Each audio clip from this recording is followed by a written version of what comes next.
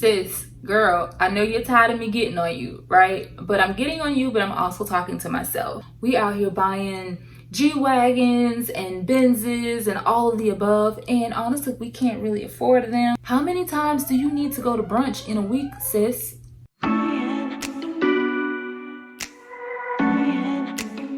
Hey ladies, my name is Teresa and welcome back to another tebstyles video. Here at tebstyles, I make content for women in their 30s and beyond. Don't worry if you're not quite 30 or if you're a little bit further on the beyond side of things. Do yourself a favor, hit the subscribe button, stick around because there's content here for you as well.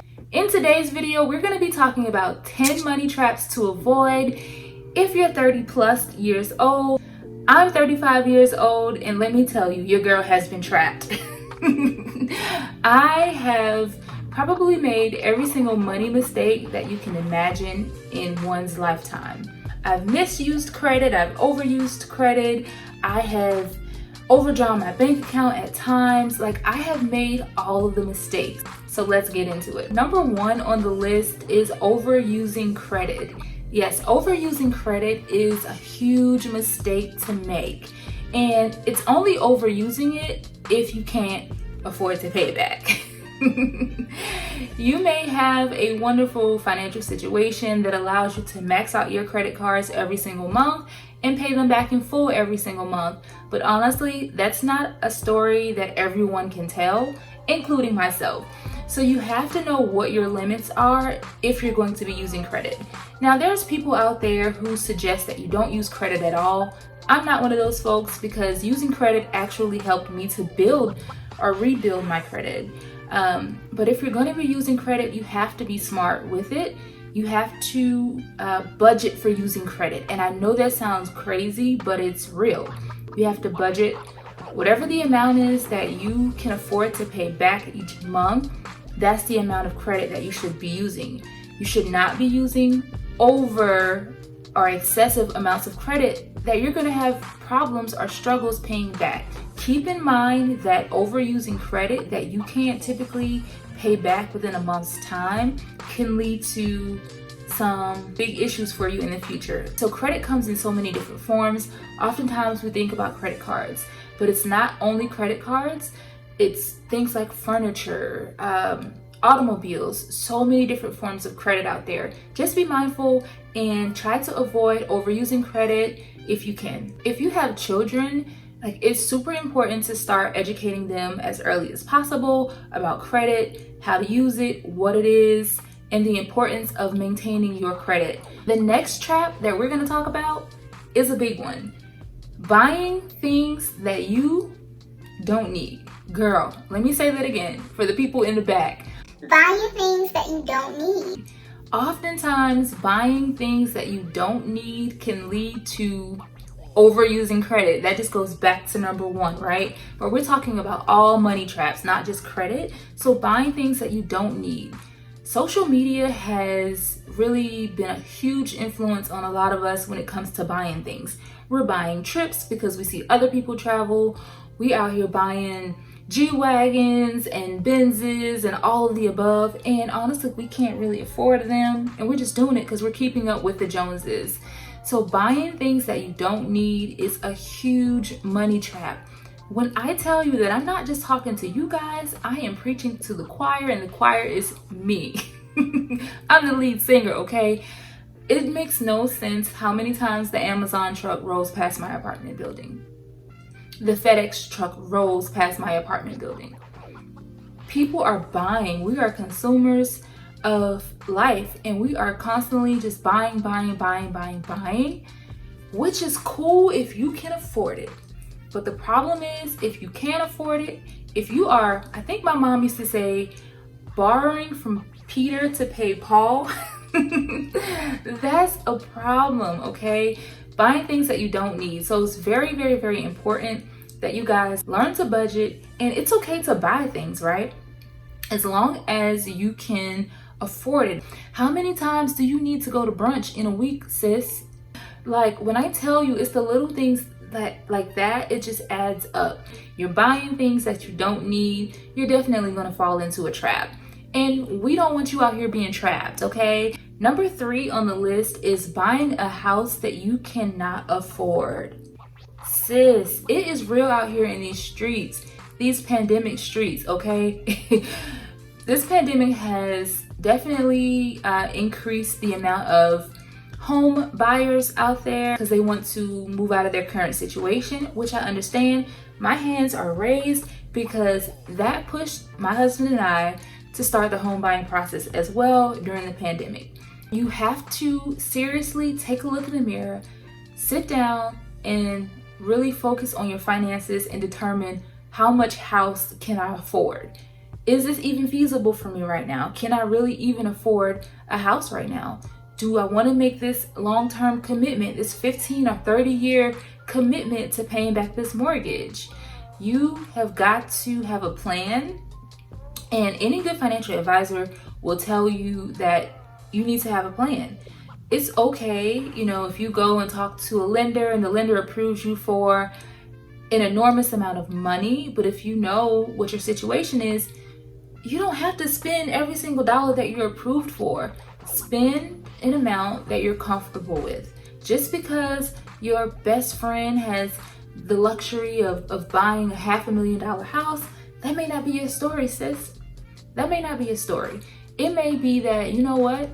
This house sounds nice. This 5-bedroom, 3-car garage, 4.5 bath with hardwood flooring all throughout and all of the latest appliances. That may sound like something really nice to have, but that may not be your story right now. You don't have to have your forever home tomorrow or today. Get something that you're comfortable in, and I guarantee you'll be just as happy. You can make any house a home. Educate yourself, right? Talk to multiple lenders, try to get the best interest rate, but don't kill yourself trying to keep up with your best friend who claims to have it all together, but she's struggling too. It's okay to do it for the gram, but do it for your pockets. Do it for your pockets. So yeah, buying a house that you cannot afford is definitely a no-no, and it's definitely a way to get trapped. And once again, sis, we don't want you trapped. Next on the list is buying a car or a vehicle that your pockets cannot afford. Sis, I've been driving my 2012 Ford Fusion since it's been 6 years now. She's paid off, but she's mine. And I am happy, and I'm just as content as can be. Now, I'm not saying that you have to drive the worst of the worst, but you don't necessarily have to go out and buy the best of the best if that's not where your pockets are. Meet your pockets where they are. So yeah, the idea of having a very nice car or a very expensive car is cool. However, you need to meet your pockets where they are, and just be smart about it the next time you roll up to the car dealership. Now we're gonna talk about buying luxury items that you cannot afford, okay? Guys, if you are an avid watcher of YouTube like I am, or if you partake in social media as much as I do, you're probably hearing all about luxury, buying luxury brands, seeing all of these luxury hauls all over YouTube and social media. Don't fall for it. Do not fall for it. I am your friend. And I am telling you, it is so easy to get caught up in having the latest bag on your shoulder.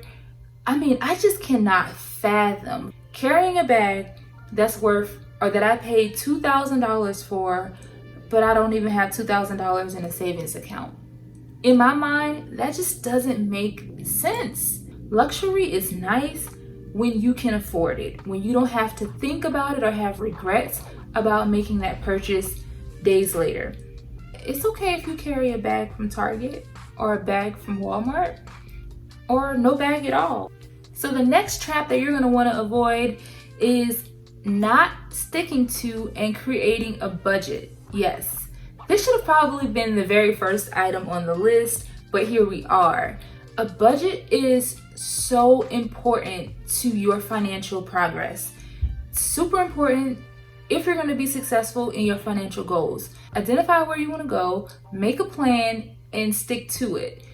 Budgeting, budgeting, budgeting. We hear all of the financial gurus, Dave Ramsey, everyone talking about creating a budget for yourself. It's the only way to know exactly how much money you have coming in versus how much money you actually have going out of your accounts. Create a budget. I know it seems very, very, very difficult, but there's so many different guides out there. There's so many different free budgeting worksheets out there that you can just go on the internet, download, or just simply write it down in a notebook. Find a notebook, write down how much money you have coming in each month, and then write down what do you have to spend money on.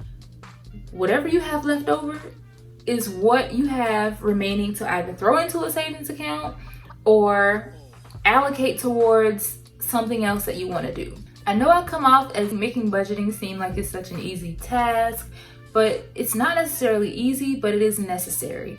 If you want to be successful on your financial journey, if you want to avoid all of these money traps, I would suggest creating a budget because it will serve as the foundation for a lot of these other issues that I've talked about thus far. Next up on the list is not having life insurance.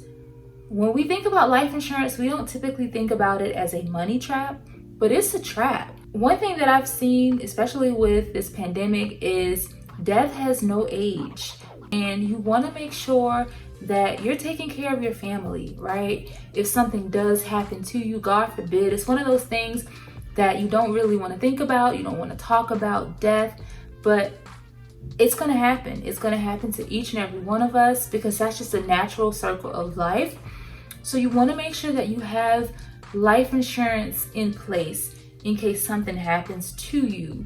Especially if you have a family, you want to make sure that they're not left behind struggling, cleaning up some of your financial messes, because that debt doesn't go away just because you died. It just means that now your family is responsible for whatever that debt is.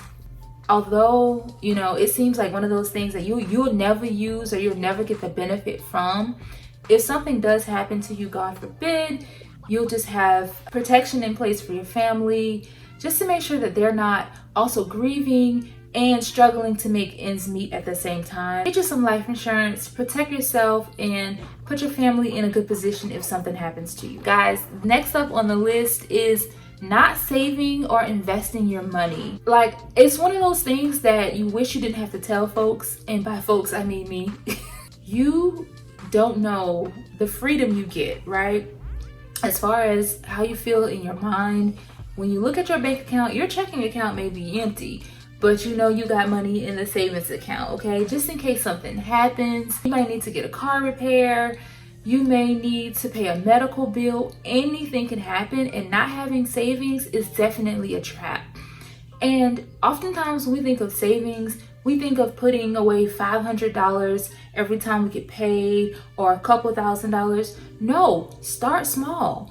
If you can't afford $100 every time you get paid, you probably can afford $5 to $10. Like, it adds up over time, and just getting into the habit of saving money is definitely a good thing, and it's going to set you up for financial success. Eventually, you might find yourself being able to put aside more, but you just want to get into the habit of saving where you can and whenever you can. Also, too, when we think about savings, we don't think about 401k. That is saving. We don't think about our retirement accounts and our IRAs. That's a part of saving. Do your research, right? Talk to a financial advisor if you have one. There are tons of options out there for you if you're wanting to learn about saving, if you are wanting to learn more about investing. The internet is your friend. Yes, there's a lot of junk out there, a lot of bad and misinformation, but there's also tons of good information out there and good people ready and willing to help you. Next up on the list is not paying down your debt. And that's a trap that you don't want to fall into. Not paying down your debt can lead you to a place of darkness. I don't know how else to say it, right?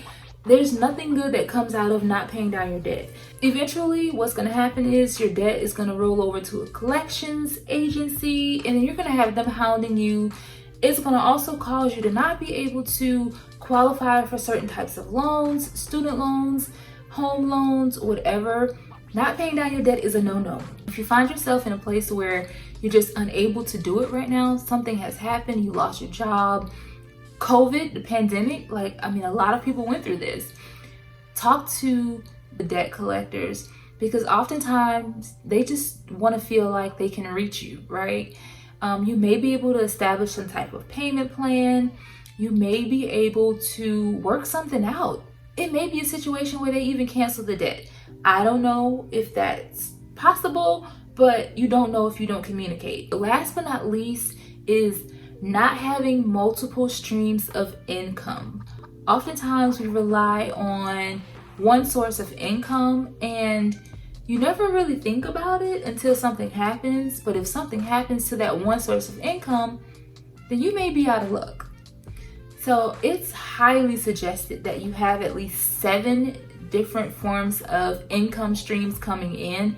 I know that seems like a lot. You just never know what can happen, especially if you don't own the company that you work for. You have no control over, when they may say it's time for you to go, when they may shut their doors.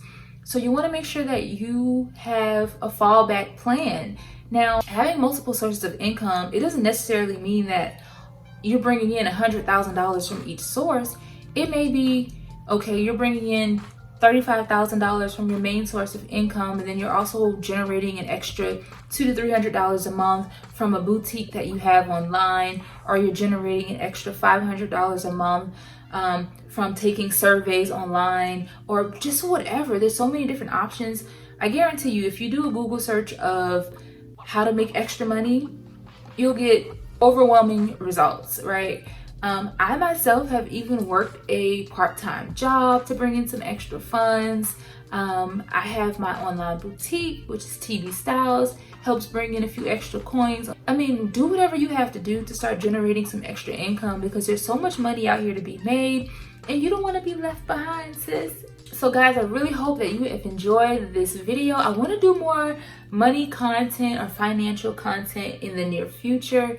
If you have found this to be helpful, please hit the like button, subscribe if you have not, and leave me a comment down below on some money tips that you have found helpful.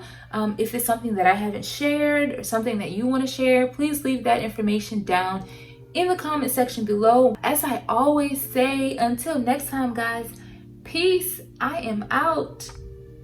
Bye.